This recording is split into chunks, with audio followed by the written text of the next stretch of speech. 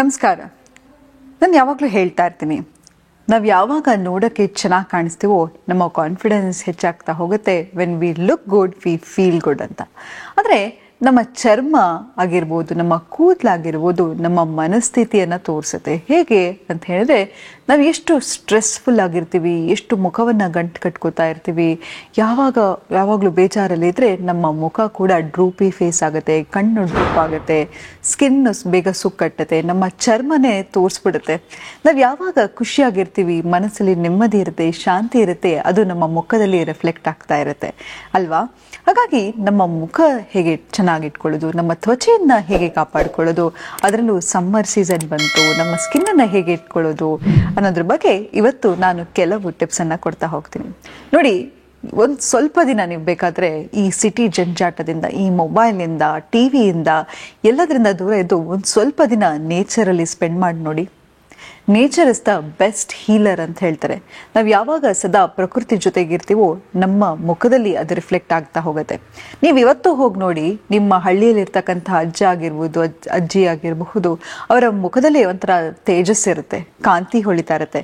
ಯಾರು ನೇಚರ್ಗೆ ತುಂಬ ಹತ್ತಿರ ಇರ್ತಾರೆ, ಅದರಲ್ಲೂ ನಾವು ಬರೀಗಾಲಲ್ಲಿ ನಡೆಯೋದನ್ನ ಅಭ್ಯಾಸ ಮಾಡಬೇಕು. ನಾವೇನು ಅನ್ಕೊಂಡ್ಬಿಡ್ತೀವಿ, ಒಂದು ಗೇಟ್ ಬಾಗಿಲು ಓಪನ್ ಮಾಡಬೇಕಾದ್ರೂ ಚಪ್ಪಲಿ ಹಾಕೊಂಡು ಹೋಗ್ತೀವಿ. ಆದರೆ ಗ್ರೌಂಡಿಂಗ್ ಟೆಕ್ನಿಕ್ ಬಗ್ಗೆ ನಾನು ತುಂಬಾ ಮಾತಾಡಿದ್ದೀನಿ. ನೋಡಿ, ಪ್ರತಿಯೊಬ್ಬರಿಗೂ ಆಂಗ್ಸೈಟಿ ಇದ್ದೇ ಇರುತ್ತೆ, ಆತಂಕ ಇರುತ್ತೆ. ಅದಕ್ಕೆ ನಾನು ಎಷ್ಟೊಂದು ಗ್ರೌಂಡಿಂಗ್ ಟೆಕ್ನಿಕ್ಗಳನ್ನು ಹೇಳ್ಕೊಟ್ಟಿದ್ದೀನಿ. ಆ ಗ್ರೌಂಡಿಂಗ್ ಟೆಕ್ನಿಕಲ್ಲಿ ಯಾವಾಗ ನಾವು ಬರೀ ಕಾಲಲ್ಲಿ ನಡ್ತೀವೋ ನಮ್ಮ ಎನರ್ಜಿ ಗ್ರೌಂಡ್ ಆಗ್ತಾ ಹೋಗುತ್ತೆ, ನಮಗೆ ಹೆಚ್ಚಾಗಿ ಆತಂಕ ಆಗೋದಾಗಲ್ಲ. ಆದರೆ ನೇಚರು ಎಷ್ಟೊಂದು ವಿಭಿನ್ನವಾದ ವಸ್ತುಗಳನ್ನು ನಮಗೆ ಕೊಟ್ಟಿದೆ. ಏನು ಬೇಡ ನೋಡಿ, ನಮ್ಮ ಚರ್ಮವನ್ನು ನಾವು ಚೆನ್ನಾಗಿಟ್ಕೋಬೇಕು, ನಾವು ಚೆನ್ನಾಗಿ ಕಾಣಿಸ್ಬೇಕು ಅಂತ ಹೇಳಿದ್ರೆ ಲಕ್ಷಾಂತರ ರೂಪಾಯಿ ಖರ್ಚು ಮಾಡಬೇಕು ಅಂತಿಲ್ಲ. ಮನೆಯಲ್ಲಿ ಸಿಗತಕ್ಕಂತಹ ವಸ್ತುಗಳಿಂದ ಕೂಡ ನಮ್ಮ ಚರ್ಮದ ಕಾಂತಿಯನ್ನು ನಾವು ಹೆಚ್ಚಿಸ್ಕೋಬೋದು. ಏನು ಬೇಡ, ಸಿಂಪಲ್ ಆಗಿ ಒಂದು ಕಡಲೆ ಹಿಟ್ಟನ್ನು ತಗೊಳ್ಳಿ, ಅದಕ್ಕೆ ಒಂಚೂರು ಹಾಲಿನ ಕೆನೆ ಹಾಕೋದಾಗಿರ್ಬೋದು. ಯಾಕಂತ ಹೇಳಿದ್ರೆ ನಮ್ಮ ಸ್ಕಿನ್ ಡ್ರೈ ಆಗ್ತಿದ್ದಂಗೆ ಮುಖದಲ್ಲಿರ್ತಕ್ಕಂಥ ತೇಜಸ್ಸು ಕಮ್ಮಿ ಆಗ್ತಾ ಹೋಗುತ್ತೆ, ಹೊಳಪು ಕಮ್ಮಿ ಆಗ್ತಾ ಹೋಗುತ್ತೆ. ಹಾಲಿನ ಕೆನೆಗೆ ಒಂದು ಚಿಟಿಕೆ ಅರ್ಶಿನ ಏನು ಮಾಡುತ್ತಪ್ಪ ಅಂತ ಹೇಳಿದ್ರೆ ನಮ್ಮ ಸ್ಕಿನ್ನನ್ನು ಈವನ್ ಔಟ್ ಮಾಡುತ್ತೆ. ಒಂಚೂರು ಆಲೂವೆರಾ ಜೆಲ್ ಮಾಯಿಶ್ಚರೈಸ್ ಆಗಲಿಕ್ಕೆ, ಒಂದು ಸ್ವಲ್ಪ ಕೊಬ್ಬರಿ ಎಣ್ಣೆ. ನೋಡಿ, ಕೊಬ್ಬರಿ ಎಣ್ಣೆ ಎಷ್ಟು ಒಳ್ಳೆ ಆಂಟಿ ಆಕ್ಸಿಡೆಂಟ್ ಅಂತ ಹೇಳಿದ್ರೆ, ಏನೂ ಬೇಡ, ಮೇಕಪ್ಪನ್ನು ನಾವು ಎಷ್ಟೋ ಸತಿ ಹಚ್ಕೋತೀವಿ, ಮೇಕಪ್ ಹಚ್ಕೊಂಡು ಮಲ್ಕೊಂಡ್ಬಿಟ್ಟಾಗ ಅದು ಅಕ್ಯುಮುಲೇಟ್ ಆಗಿ ನಮ್ಮ ಪೋರ್ಸ್ ಓಪನ್ ಆಗ್ತಾ ಹೋಗುತ್ತೆ. ಕೊಬ್ಬರಿ ಎಣ್ಣೆಯನ್ನು ಯೂಸ್ ಮಾಡಿ ಮುಖದ ಮೇಕಪ್ ಅನ್ನು ತೆಗೆಯೋದ್ರಿಂದ ಕೂಡ ಮುಖದ ಹೊಳಪು ಜಾಸ್ತಿ ಆಗ್ತಾ ಹೋಗುತ್ತೆ, ಮಾಯಿಶ್ಚರೈಸ್ ಮಾಡುತ್ತೆ, ನ್ಯಾಚುರಲ್ ಟ್ಯಾನ್ ರಿಮೂವಲ್ ಅದು.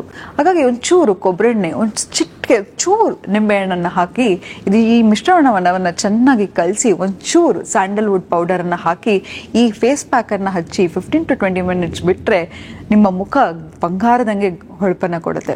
ಇದಲ್ಲದೆ ನೆಕ್ಸ್ಟ್ ಮನೆಯಲ್ಲಿ ಸಿಗ್ತಕ್ಕಂಥ ಸ್ಟ್ರಾಬೆರಿ ಆಗಿರಬಹುದು, ಅಥವಾ ಹನಿ ಆಗಿರ್ಬೋದು, ಅಥವಾ ಓಟ್ ಮೀಲ್, ಇದಿಷ್ಟನ್ನು ಮಿಕ್ಸ್ ಮಾಡಿ ಮುಖಕ್ಕೆ ಹಚ್ಚಿ 15 ನಿಮಿಷ ಬಿಟ್ಟು ಸ್ನಾನ ಮಾಡೋದ್ರಿಂದ ಕೂಡ ನಿಮ್ಮ ತ್ವಚೆ ತುಂಬಾ ಚೆನ್ನಾಗಿ ಹೊಳಪು ಸಿಗುತ್ತೆ. ನೋಡಿ, ಇಂತಹ ಒಂದು ಸ್ಮಾಲ್ ಸೆಲ್ಫ್ ಕೇರಿಂದ ನಮ್ಮ ಸೆಲ್ಫ್ ಲವ್ ಇನ್ಕ್ರೀಸ್ ಆಗ್ತಾ ಹೋಗುತ್ತೆ. ಸೆಲ್ಫ್ ಲವ್ ಅನ್ನೋದು ತುಂಬಾ ಇಂಪಾರ್ಟೆಂಟ್. ನೋಡಿ, ಯಾವಾಗ ನಮ್ಮ ಬಗ್ಗೆ ನಾನು ಚೆನ್ನಾಗಿದ್ರೆ ನಾನು ಎಲ್ಲರ ಹತ್ರನೂ ಚೆನ್ನಾಗಿರ್ಬೋದು. ನಾವು ಯಾವತ್ತೂ ಅಷ್ಟೇ ನಾವು ಅನ್ಕೊಂಡ್ಬಿಡ್ತೀವಿ, ಅವ್ರನ್ನ ಕಾಳಜಿ ತೋರಿಸೋದ್ರಿಂದ, ಅವ್ರ ಮೇಲೆ ಪ್ರೀತಿ ತೋರಿಸೋದ್ರಿಂದ ಅವ್ರು ನನ್ನ ಜೊತೆ ಚೆನ್ನಾಗಾಗ್ಬೋದು ಅಂತ. ನಾನು ಕಳೆದ ಸಂಚಿಕೆಯಲ್ಲಿ ಒಂದು ಎಕ್ಸಾಂಪಲ್ ಕೊಟ್ಟಿದ್ದೆ, ನೆನಪಿದೆಯಾ? ಒಂದು ಮನೆಗೆ ಹೋಗ್ತೀರಾ, ಅಲ್ಲಿ ಮನೆ ತುಂಬ ಅಚ್ಚುಕಟ್ಟಾಗಿದ್ರೆ ನೀವು ಆ ಮನೆಯನ್ನು ಅಚ್ಚುಕಟ್ಟಾಗಿ ಇಡಲಿಕ್ಕೆ ಪ್ರಯತ್ನ ಪಡ್ತೀರಾ. ಎಲ್ಲಿ ತುಂಬ ಗಲೀಜಾಗಿರುತ್ತೋ ಆ ಮನೆಯಲ್ಲಿ ಒಂದು ಚಾಕ್ಲೇಟ್ ರ್ಯಾಪರ್ ನಿಮ್ಮ ಕೈಯಲ್ಲಿದ್ರು ಅದನ್ನ ಅಲ್ಲೇ ಬಿಸಾಡ್ತೀರಾ. ಹಾಗೆ ನಿಮ್ಮನ್ನು ನೀವು ಹೇಗೆ ನೋಡ್ಕೋತೀರಾ, ಆಚೆ ಕಡೆ ಇರೋರಿಗೆ ನೀವು ಆ ವೈಬ್ರೇಷನ್ ಅನ್ನು ತಿಳಿಸ್ತಾ ಇದ್ದೀರಾ. ನಿಮ್ಮನ್ನು ರೆಸ್ಪೆಕ್ಟ್ ಮಾಡೋದು ಹೇಗೆ, ನಿಮ್ಮನ್ನು ಗೌರವಿಸೋದು ಹೇಗೆ ಅನ್ನೋದ್ರ ಬಗ್ಗೆ ನೀವು ನಿಮ್ಮ ವೈಬ್ರೇಷನ್ ಮೂಲಕ ತೋರಿಸ್ತಾ ಇದ್ದೀರಾ. ಹಾಗಾಗಿ ನೀವು ಯಾವಾಗ ನಿಮ್ಮ ಸ್ಕಿನ್ನನ್ನು ಚೆನ್ನಾಗಿ ನೋಡ್ಕೋತೀರಾ, ಕೂದಲನ್ನು ನೋಡ್ಕೊಳ್ಳೋದಾಗಿರ್ಬೋದು. ನೋಡಿ, ನಾವು ಫಸ್ಟ್ ಸ್ಟ್ರೆಸ್ ಆಗಿದ್ದೀವಿ ಅಂತ ತೋರಿಸೋ ಮೊದಲನೇ ಸೈನ್ ಯಾವುದಪ್ಪ ಅಂತ ಹೇಳಿದ್ರೆ ನಮ್ಮ ಬೇಗ ಕೂದಲು ಉದ್ರೋದಾಗಿರ್ಬೋದು. ವಾರಕ್ಕೊಮ್ಮೆ ಆದರೂ ನೋಡಿ, ಮುಂಚೆ ಎಲ್ಲ ನಮ್ಮ ತಾಯಂದರು ಹರಳೆಣ್ಣೆ ಹಚ್ಚೋದಾಗಿರ್ಬೋದು, ವಾರಕ್ಕೊಮ್ಮೆ ಕೊಬ್ಬರಿ ಎಣ್ಣೆ ಹಚ್ಚೋದಾಗ್ಲಿ ಮಾಡ್ತಾ ಇದ್ರು. ನೋಡಿ, ಕೂದಲು ಅನ್ನೋದು ಒಂದು ನ್ಯಾಚುರಲ್ ಕ್ರೌನ್, ನಮ್ಮ ಕಿರೀಟ ಇದ್ದ ಹಾಗೆ. ಯಾವಾಗ ನಮ್ಮ ಕೂದಲು ಹೊಳಪು ಭರಿತವಾಗಿರುತ್ತೆ, ಕೂದಲು ಚೆನ್ನಾಗಿರುತ್ತೆ, ನಮಗೂ ಕಾನ್ಫಿಡೆನ್ಸ್ ಹೆಚ್ಚಾಗ್ತಾ ಹೋಗುತ್ತೆ, ನಾವು ಯಾವ ಹೇರ್ ಸ್ಟೈಲ್ ಆದರೂ ಮಾಡ್ಕೋಬೋದು ಅಲ್ವಾ? ಹಾಗಾಗಿ ನಿಮ್ಮ ಕೂದಲಿಗೆ ವಾರಕ್ಕೊಮ್ಮೆ ಆದರೂ ಹರಳೆಣ್ಣೆ ಹಚ್ಚೋದಾಗಿರ್ಬೋದು. ನಾನು ಹೇಳ್ತೀನಿ, ನಿಮ್ಮ ಆರಾ ಕೂಡ ಚೇಂಜ್ ಆಗ್ತಾ ಹೋಗುತ್ತೆ. ಯಾವಾಗ ನಾವು ಎಣ್ಣೆ ಹಚ್ಚಿ ಸ್ನಾನ ಮಾಡೋದ್ರಿಂದ ಕೂಡ ನಮ್ಮ ಆರಾ ಇಂಪ್ರೂವ್ ಆಗ್ತಾ ಹೋಗುತ್ತೆ. ವಾರಕ್ಕೊಮ್ಮೆ ಆದರೂ ನೀವು ಉಪ್ಪು ನೀರಲ್ಲಿ ಸ್ನಾನ ಮಾಡೋದನ್ನು ಶುರು ಮಾಡ್ಕೊಳ್ಳಿ. ಯಾಕಂತ ಹೇಳಿದ್ರೆ ನಮ್ಮ ಮೈಯಲ್ಲಿರ್ತಕ್ಕಂಥ ಟಾಕ್ಸಿಕ್ ಆಗಿರ್ಬೋದು, ಸ್ಟ್ಯಾಗ್ನೆಂಟ್ ಎನರ್ಜಿಯನ್ನು ಕೂಡ ಉಪ್ಪು ತೊಲಗಿಸುತ್ತೆ.